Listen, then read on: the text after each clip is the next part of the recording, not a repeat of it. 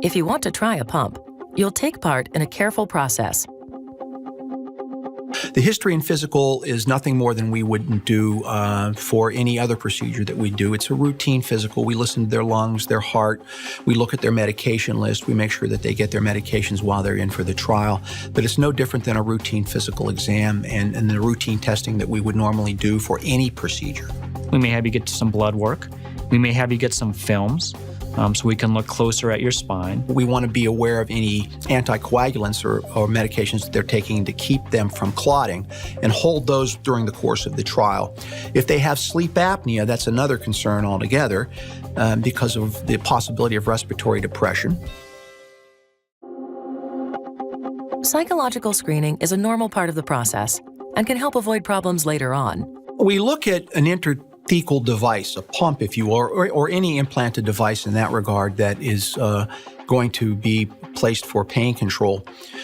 The psychological screen is very important because we certainly know that any psychological overlay, if you will, or problem that's uncontrolled will preclude adequate pain relief no matter what we do. For many people, this, when they're asked to see a psychologist as part of an evaluation for a stimulator or a pump, it often is the first time they've ever seen a psychologist, and they might be a little afraid. I think a lot of people worry that when they're told to see a psychologist, it means that someone is thinking that their pain isn't real, or that they're faking it, or they're exaggerating it, and nothing really can be further from the truth.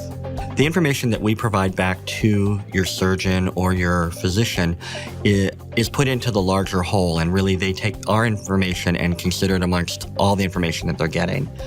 And what they're really looking for are things that would adversely impact their surgery or their recovery. Depression is one of the things that we certainly worry about. If the psychologist deems that the depression is too great at this time to place the intrathecal pump, the psychologist typically, at least in our practice modality, would say, we will treat the depression, bring it under better control, and then move forward with the pump. Besides depression, we look at any significant component of anxiety. And if the patient is anxious, one, about the procedure, or two, about their life situation, or any number of things that may be going on in their life, then the anxiety, again, has to be brought under control, either with medication management or with a psychological evaluation, such as imagery, biofeedback, cognitive skills, if you will. Well, we usually get information from a variety of sources. One is we do review the chart from your doctor. So we'll be looking at what kind of treatments have been tried, what the effectiveness of those treatments have been. So we conduct a thorough chart review. We also may ask you to fill out a series of forms and questionnaires. Those really help us get a fuller picture of you. And what we often are interested in is really understanding you as a whole person and how this particular intervention or treatment is going to help fit into you as a whole person and help improve your life. Then we also want to sit down and talk with you. We want to find out about you. We want to understand how the pain came into your life, how the pain has impacted your life, what kind of things have you tried, how do you currently cope with your pain. Also, what are your expectations for this procedure, having the stimulator or the pump? And then what are your main goals? And again, we try to focus more on functional goals rather than just, I want my pain to be zero. At the end of each session, I will review with the person what I'll be talking about with their doctor or their healthcare team. The benefit to the consumer is really the same as the benefit for the physician and the healthcare team. It's around making sure that we get you in the best possible position before you have one of these surgeries. Before moving forward, you'll have the opportunity to test the device under careful supervision.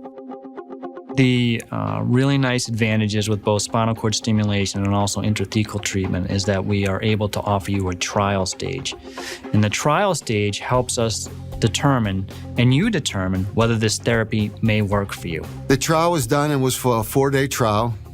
They inserted the catheter around the spine into the damaged part of the back and had a drip of morphine going through the tube into the catheter. We always do a trial before we do an implant. And I liken the trial with my patients so that they can understand where we're going with the trial. You wouldn't buy a car without taking the car out for a test drive. Nobody buys a car the minute they walk, I hope not, buys a car the minute they walk onto a lot. This is the ability of the patient to take the keys to the car, drive it for a week, and come back and say, I like the car. If you decide to progress forward to a trial, these are the steps that will happen. The first step is that we'll get you ready for the procedure. And so we'll make sure, again, that you don't have certain risk factors that would make it not safe to do the procedure. Once we've done that, then we'll take you to the procedure room, and we will clean off your back, and we will use small amounts of medication to numb your skin. Sometimes we'll give you some medicines to relax you, and we will place a small needle into your spinal canal and place a catheter. We will place an epidural catheter into the intrathecal space, meaning the cerebrospinal fluid. Very simple procedure. It's no different than getting a spinal for a surgery or an epidural for childbirth.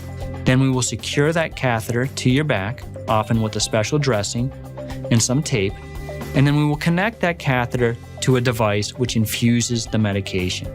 We place them on a monitored floor to watch them because, again, respiratory depression, if you're talking about morphine, is the one thing that you're certainly concerned about. And we monitor them. And we monitor them and check on them once in the morning and once at night. It's important for you to take an active role in your care. For example, during the trial phase, we're going to listen to you based on whether you think that you're getting some form of pain control that's substantial, whether you think it's helped you with your function, and whether you may have some side effects. And we watch them to our endpoints. And what are our endpoints? Reasonable pain control, increased function, minimal side effects. If we can't arrive at those endpoints within a reasonable period of time, 5 days perhaps, then it's considered a failure. If they do arrive at those endpoints in a reasonable amount of time, typically 5 days, sometimes shorter, then they are considered implant candidates. And then we bring them back to the hospital at a later date for the permanent implant.